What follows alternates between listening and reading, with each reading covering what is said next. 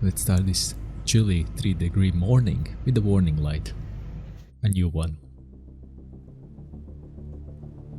Let's check out which tire is the troublemaker.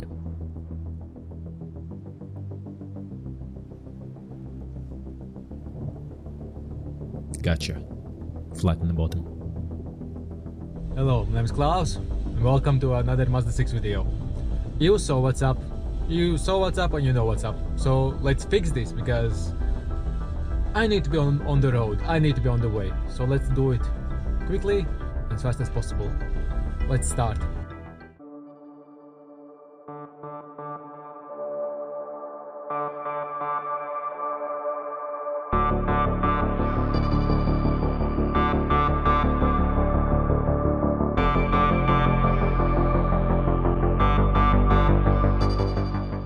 And these are the tools I use to remove this from the tire. Long needle nose pliers and hook type pick. This is water with dishwasher liquid. Small jack to find the place and the tire kit. This is Tire Master. No glue. Turn the wheel so the tire is pointing towards you and you can easily find the problem. Now I'm using the soapy water to find where the bubbles are coming. If you don't see it on the tire, you need to jack up the car so you can spin the tire freely.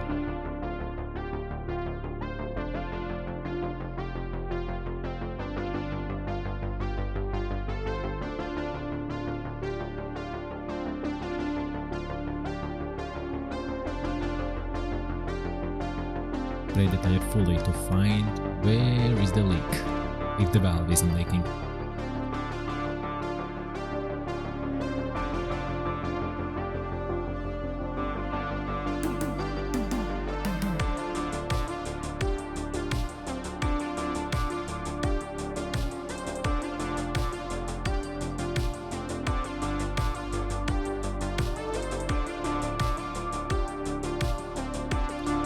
Bubbles forming, there you have your air leak.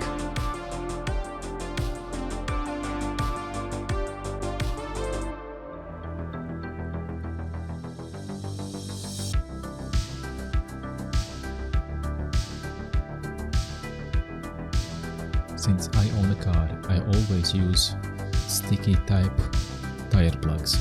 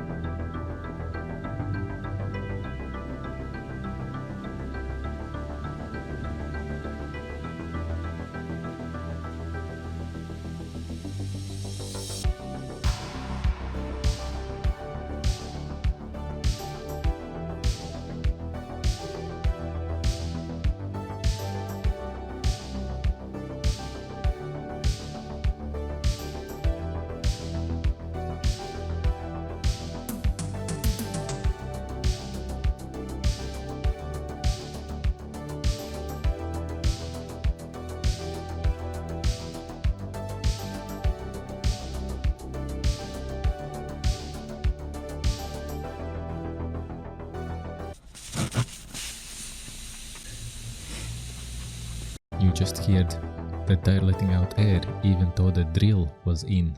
That means the hole is big enough.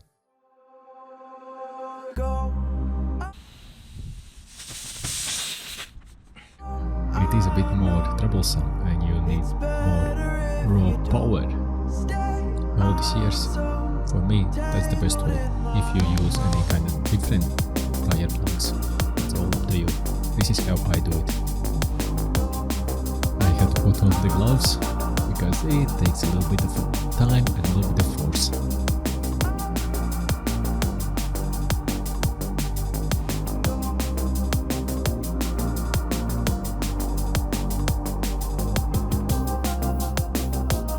Once you see both of the ends pointing upwards, you know it's deep enough. Cut off the excess and spray the patch with the soapy water to see if the bubbles appear. If the bubbles don't appear, you done well. You done well. Time to inflate the tire and check in a week or 2 weeks time. Check the tire if it leaks. If it doesn't leak, then it's all good fixed. There you go, tire is plugged. And this what was plugging it. As I'm driving some distances, I bet it had a head. But as I'm driving 60 plus miles per day, yeah. So another one.